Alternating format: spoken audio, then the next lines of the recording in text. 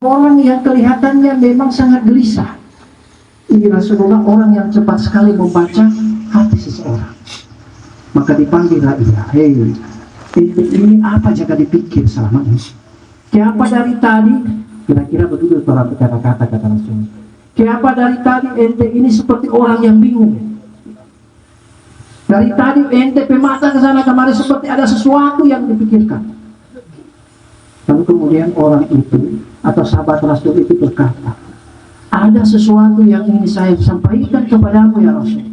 Tetapi saya malu kepadamu ya Rasul, dan saya malu kepada Allah Subhanahu wa taala manakala ini saya sampaikan kepadamu. Ini kata orang itu. Apa ente sebenarnya mau sampaikan? Lalu kemudian dia meleleh air matanya. Meleleh air matanya, dia bilang, ya Rasul, saya berpikir selama ini, saya sholat itu bertahun-tahun. Saya tidak pernah ketinggalan sholat 5 waktu. Tetapi yang saya pikirkan adalah apakah saya sholat yang saya lakukan itu diterima atau tidak. Kenapa? Karena selama saya sholat, saya berpikiran melayang kemana-mana.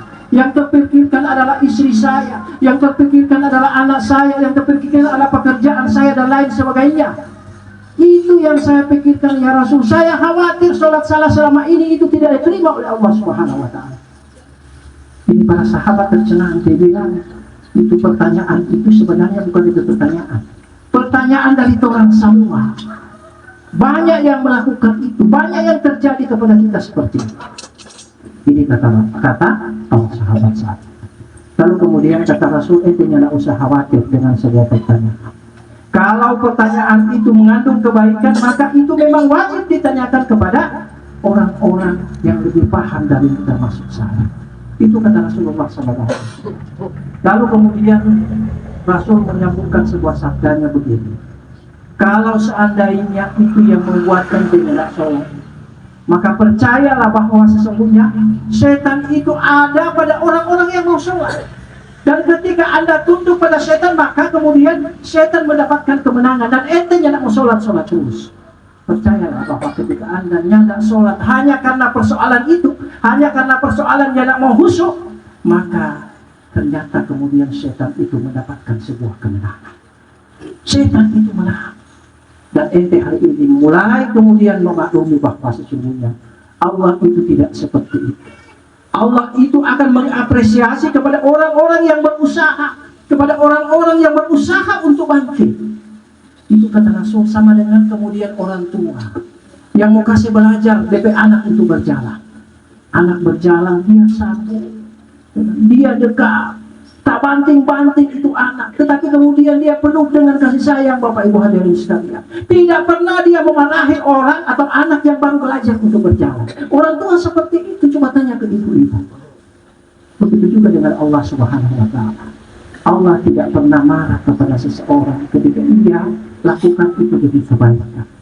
Ketika ia lakukan itu kemudian bersungguh-sungguh untuk memperbaiki nasibnya, bersungguh-sungguh untuk memperbaiki amalnya, tidak pernah marah. Bapak Ibu hadirin sekalian, pintu rahmat Allah itu sangat terbuka bagi kita. Karena itu para sahabat menangis, luar biasa baiknya Allah Subhanahu wa taala. Sampai-sampai kemudian orang yang bersalah bukan kemudian dimarahi, tetapi kemudian bagaimana dirangkulnya agar dia menjadi orang-orang yang benar-benar berbuat baik, karena dia telah berusaha untuk memperbaiki. Oleh karena itu Bapak Ibu hadirin sekalian yang dimuliakan Allah, sekarang ini adalah bulan Syawal. Disampaikan oleh Pak Kapitalan tadi, bulan Syawal itu artinya peningkatan amal, peningkatan ibadah. Setelah kita melaksanakan ibadah Ramadan, apalagi diingatkan dengan sebuah kematian, Masya Allah, ini luar biasa Bapak Ibu hadirin sekalian. Maka sebaiknya ini kita menjadi orang yang lebih sadar, karena Allah banyak sekali berikan sebuah ujian, berikan berupa pelajaran bagi kita.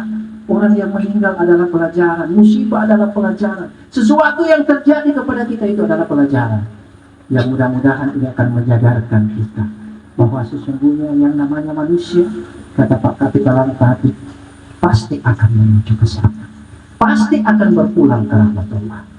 Tinggal menunggu giliran siapa yang lebih dulu. Siapa yang lebih dulu Bapak Ibu hadirin sekalian? Kalau hari ini almarhumah kita kemuliaan, kita sholatkan, kita mandikan, kita antarkan ke liang lahat. Tetapi boleh jadi kemudian setelah ini ada di antara kita yang diperlakukan seperti itu.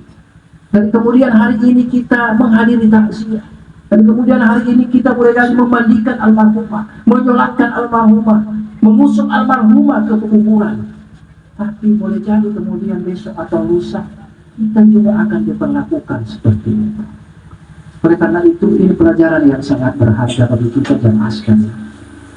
Dan ini adalah sebuah contoh yang mesti kita pelajari bersama-sama, bahwa apa yang dilakukan oleh almarhumah ini patut kita tiru kebaikan-kebaikannya, sehingga insya Allah mudah-mudahan dengan begitu kita akan meniru kebaikan-kebaikan dari orang yang bertulang ke rahmat Allah tanpa ada menceritakan kejelekan-kejelekannya.